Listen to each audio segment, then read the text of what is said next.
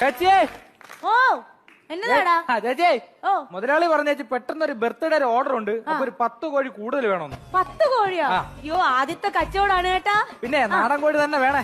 നാടൻ കോഴി എവിടെ ഉള്ളു? അല്ലാണ്ട് മരുന്ന് കുത്തി വെച്ചേക്കണ കോഴിയൊന്നും ഇവിടെ ഇല്ല.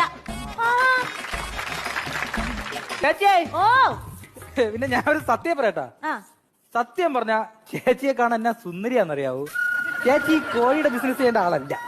ചേച്ചി കോടികളുടെ ബിസിനസ് ചെയ്യേണ്ട ആളാണ്.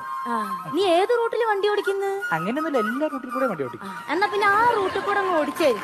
ഈ റൂട്ടിൽ കൂടെ ഉണ്ടാക്കാൻ വരല്ലേ? കൊള്ളാലോ നീ. കോഴി എന്താ?